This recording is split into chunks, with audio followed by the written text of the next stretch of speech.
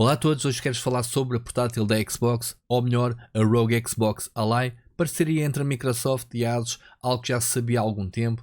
A Microsoft estava a desenvolver aquilo que era o projeto Kinect, que seria uma experiência diferente daquilo que seria a Xbox propriamente portátil. Os últimos rumores indicam que a Microsoft encostou de lado a sua própria consola Xbox, na preocupação de afinar o Windows 11, e eu acho que faz bastante bem.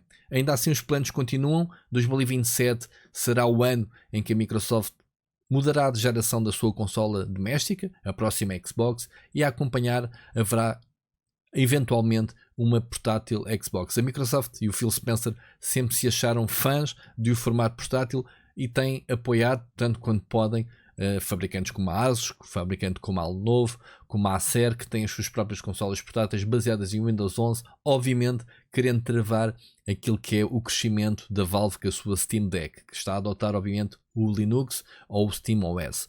E então, Microsoft a focar-se na otimização do Windows 11 é algo que já pedimos há muito tempo, não só para futuras consolas, mas para aquelas que já existem.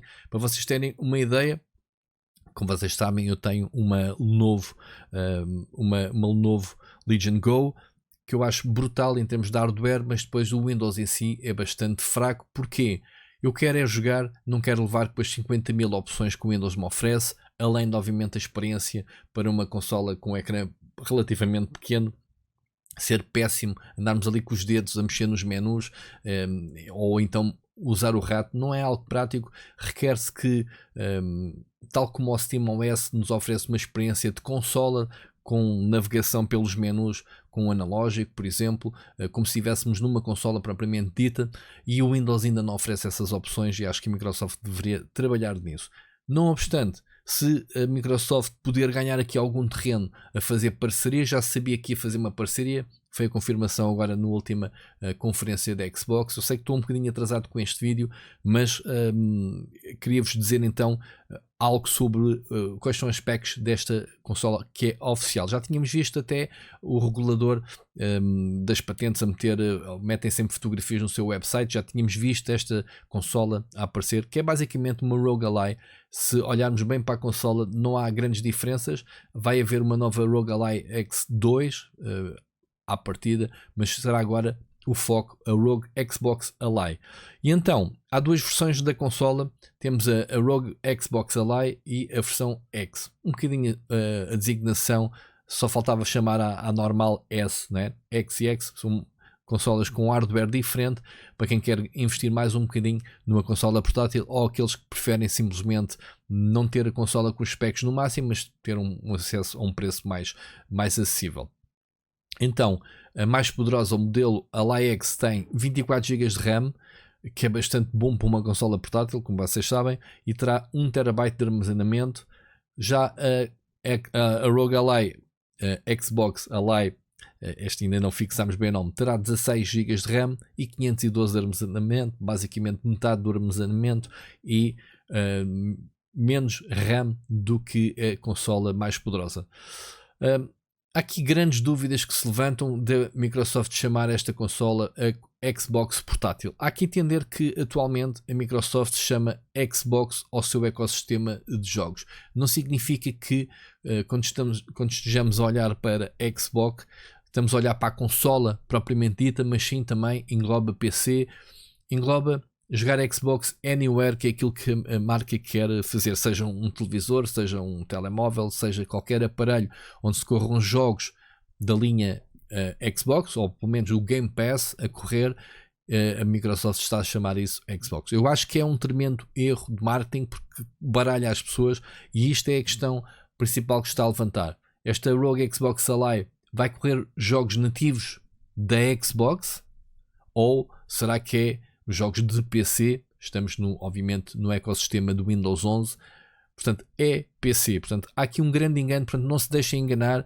Apesar de ser uma consola, não é uma Xbox portátil, portanto não é uma Xbox Series X portátil, não é disso que se trata, mas a Microsoft deveria de esclarecer de uma vez por todas as designações, e volta e meia está a mudar um bocadinho isto, e eu acho que é bastante mau para o marketing. As pessoas baralham-se, e já tive muitas questões de pessoas dizerem: olha, é mesmo uma consola, os jogos que eu tenho na minha Xbox vão correr nesta consola portátil. Não é verdade. vão correr se estiverem disponíveis para PC no serviço Game Pass. Consola, apesar de ser uma consola Windows, olhando para os jogos da Xbox, ou melhor, do PC, Xbox e do seu Game Pass, vai ser possível instalar qualquer aplicação de jogos, Steam, Nvidia, para fazerem o cloud gaming da Nvidia, todos, o GOG, portanto, eles não vão trancar a consola, mais uma vez, é uma rogalai. Então, outras das diferenças é que o sistema vai ter a interface da Xbox. Aqui sim podemos ter algumas mudanças. Lá está aquilo que o Windows precisa, que é uma camada de interface de consola, e acho que a interface da Xbox vai entrar aqui. Mais uma vez, a fazer confusão, mas é para aceder obviamente aos jogos do Game Pass, ou Xbox Cloud Gaming também, ou Xbox Play Anywhere. São muitos termos, é muito confuso isto para quem não está bem atento. Portanto, o Xbox Play Anywhere, o que é que isto significa? Não era a questão de falar aqui destes termos, mas o Play Anywhere significa que se começarmos a jogar um jogo no PC, podemos fazer o save, gravar a posição, sair do jogo do PC, entrar na versão consola, portanto o Xbox, consola Xbox, o mesmo jogo, ir buscar o save. Eu fiz isso com jogos como o Clair Obscur ou o Doom e funciona perfeitamente. Portanto, este Play Anywhere significa que, independentemente da versão do jogo que tiverem, o mesmo jogo será sincronizado na cloud para vocês manterem os saves e a continuidade onde quer que estejam. O que é ótimo. Às vezes apetece-me estar a jogar num computador portátil, outras vezes aqui na secretária, na consola ou num telemóvel em cloud, e ele sincroniza todos esses dados. Portanto, a consola portátil, esta Rogue Xbox Ally, vai ter obviamente mais esse sistema. Se estão a jogar no PC, podem mudar para a portátil, porreiríssimo. Xbox Cloud Gaming, como eu disse, é o acesso aos jogos, cada vez mais estão disponíveis em Cloud Gaming e portanto não precisam de instalar nas respectivas máquinas. Mais uma vez, há aqui a uniformização com o Play Anywhere. E o Game Pass é o serviço que vocês têm que pagar mensalmente para poderem aceder ao catálogo de jogos de PC, se tiverem o Ultimate PC e a consola Xbox. Novidades em termos de hardware: esta consola terá então um AMD Ryzen Z2, portanto é uma estreia. A primeira geração da ROG Ally e da Legion Go tinham o Z1. São chips bastante porreiros para consolas portáteis. Gosto muito de perceber que a AMD continua a trabalhar para melhorar estes chips, e estou curioso para experimentar este Z2 quando for então lançada a consola, que ainda não tem data de lançamento. Há aqui também uma variação, já havia na primeira geração de chips, portanto a ROG Ally X utiliza o Z2 Extreme, a versão mais poderosa do chip, enquanto que a Ally tem aquele que é o chamado processador padrão Z2A. Obviamente esta a X é para desempenho, para desempenho não, para poder, capacidade de processamento, e esta será então desempenho para quem quer jogar jogos mais cozy, mais indie, jogos que não requeram grandes processamentos. Será portanto indicado este processador. O ecrã tem 7 polegadas e eu penso que aqui estamos a manter o mesmo tamanho das ROG Ally originais, que eu acho que 7 polegadas já é pequeno para uma portátil. Para vocês terem uma ideia, a Legion Go tem 8.9 polegadas, uma coisa assim, quase 9 polegadas, e é para mim o padrão. Obviamente que isso depois pesa um bocadinho mais na consola, mas em termos de portátil confortável, parece-me ser o tamanho ideal. 7 já me parece ser um bocadinho pequeno. Há telemóveis até com ecrãs maiores que estas 7 polegadas, para vocês terem uma noção. Estamos a falar de um ecrã Full HD 120 Hz, portanto significa que a taxa de fluidez é bastante boa, e terá então proteção Corning Gorilla Glass Victus para ter mais resistência contra quedas, não fazerem riscos, ou pelo menos não se partir ao primeira vez que cai no chão.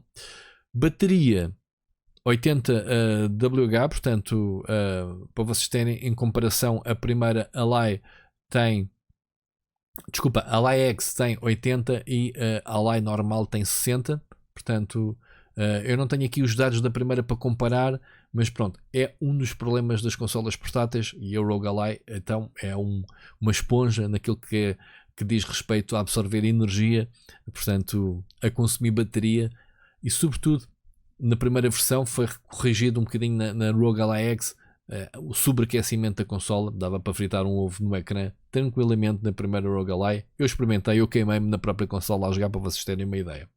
E portanto é isto.